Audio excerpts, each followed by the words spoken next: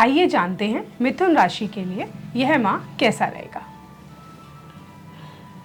मिथुन राशि वालों को नव वर्ष की हार्दिक शुभकामनाएं। यह जो राशिफल है ये चंद्रमा बेस है। यदि आप इसका राशिफल के बारे में जानना चाहते हैं तो आपकी जन्म कुंडली में चंद्रमा जिस भाव में बैठे हैं उस भाव से अगर आप गोचर लगाएंगे तो जो मैं आपको प्रेडिक्शन दे रहा हूं आप भी अपनी कुंडली के अनुसार जान सकते हैं। इस समय 11वें भाव मेष राशि में बृहस्पति गोचर कर रहे हैं और तीसरे भाव में चंद्रमा गोचर कर रहे हैं। चौथे भाव में केतु गोचर कर रहे हैं और छठे भाव में वृश्चिक राशि में बुध और शुक्र गोचर कर रहे हैं। सप्तम भाव में सूर्य और मंगल गोचर कर रहे हैं और 9वें भाव में कुंभ राशि में शनि गोचर कर रहे हैं और 10वें भाव में राहु गोचर कर रहे हैं। जो ग्रह हैं वह जो स्थितियां पैदा कर रहे हैं उसका हमारे आने वाले जीवन पर क्या प्रभाव पड़ेगा मिथुन राशि वालों के लिए, यह कि जनवरी हम कैसे गुजारें और क्या ग्रह हमें देना चाहते हैं। यदि हम उसके हिसाब से कार्य करेंगे तो हम जनवरी में अच्छे फल प्राप्त कर सकते हैं। इस समय चंद्रमा जो है तीसरे भाव में गोचर कर रहे हैं। तीसरे भाव में जब भी चंद्रमा गोचर करते हैं तो हम छोटी यात्राओं के लिए सोचना प्रारंभ करते हैं। और अगले भाव में केतु बैठे हैं तो चंद्रमा एक सॉफ्ट प्लैनेट है, उसके आगे यदि केतु बैठे हों तो या तो हम तीर्थ स्थान के बारे में सोचते हैं या किसी कार्य को करने में हमारे को दिक्कत होती है। और लगन का जो स्वामी है बुध वो छठे भाव में बैठे हैं तो इसका मतलब ये है कि हमारे जीवन में जो आने वाला समय है वो थोड़ा सा संघर्ष पूर्वक हो सकता है। तो संघर्ष करते हुए में हमें सावधानी बरतनी पड़ेगी, क्योंकि जब भी छठे भाव में कोई शुभ ग्रह गोचर करता है और उसके ऊपर राहु की दृष्टि हो तो हमारे को कंपटीशन या संघर्ष करते हुए थोड़ी सी सावधानी बरतनी जरूरी है, अन्यथा कुछ नुकसान हो सकता है। इसका मतलब यह है कि मिथुन राशि वालों को जनवरी माह में कंपटीशन से बचना चाहिए और अपने कंपटीशन से बच के अपने कार्य को पूरा करना चाहिए।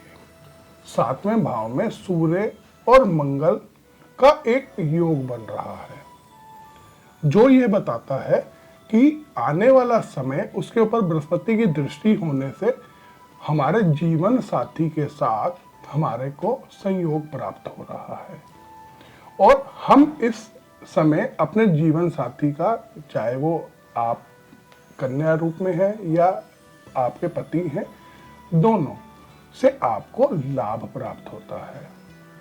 अगर आप अपने जीवन साथी का सहयोग प्राप्त करते हैं तो आपका जनवरी माह बहुत अच्छा रहेगा। धन के अचानक योग बन रहे हैं और छोटी यात्राओं के भी योग बन रहे हैं। जो जातक नौकरी में है वह अपने कार्य में अगर कुछ परिवर्तन चाहते हैं उसके लिए भी यह समय उत्तम रहेगा। अब बात करें व्यापारिक पक्ष के लिए। व्यापारिक पक्ष के लिए एक उत्तम समय है क्योंकि बृहस्पति 11वें भाव से सप्तम भाव को सूर्य और मंगल को देखता है। किसी विशेष व्यक्ति या विशेष कार्य को करने से लाभ प्राप्त होगा। इस माह के अंत में कुछ परेशानियों का सामना मिथुन राशि वालों को करना पड़ सकता है। कृपया मंथ के समाप्ति के समय पर आप थोड़ा सा अपने कार्यों को ध्यान से करें। आइए जानते हैं संतान पक्ष के लिए यह समय कैसा रहेगा। मिथुन राशि वालों के लिए संतान पक्ष से कुछ लाभ के संकेत मिलते हैं। जिन जातकों के संतान प्राप्ति के योग बने हुए हैं या संतान प्राप्ति का समय है उसके उत्तम फल या उत्तम परिणाम आने वाले हैं। अब बात करते हैं जो जातक पढ़ाई में है उनके लिए समय कैसा रहेगा। पढ़ाई करने वाले जातकों के लिए यह समय थोड़ा सा अनुकूल नहीं है। आप अपनी पढ़ाई में ध्यान दें। यदि कोई पढ़ाई में आपको परेशानियों का सामना करना पड़ रहा है आप अपने परिवारजनों और गुरुजनों से बात करके उस समस्या का समाधान कर सकते हैं।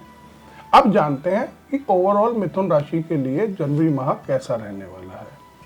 जनवरी माह आपको मिला जुला रिजल्ट दे रहा है। इसको उत्तम करने के लिए आप माता जी का चालीसा का पाठ कर सकते हैं। मंदिर जाइए, माता जी के आगे एक नारियल रखें और वहां पर बैठकर एक चालीसा का जाप करें। यदि आप यह नित्य प्रति करते हैं बहुत लाभ होगा, नहीं तो बुधवार और शनिवार को अवश्य करें, लाभ मिलेगा। धन्यवाद। आज का प्रोग्राम आपको कैसा लगा हमें कमेंट करके ज़रूर बताइएगा। अगर आपको आचार्य जी से अपने राशिफल के बारे में और जानकारी लेनी है तो स्क्रीन पे नीचे दिए नंबरों पे कॉल करिएगा और हमारे चैनल को सब्सक्राइब कीजिए, लाइक कीजिए एंड शेयर कीजिए। आपका बहुत बहुत धन्यवाद।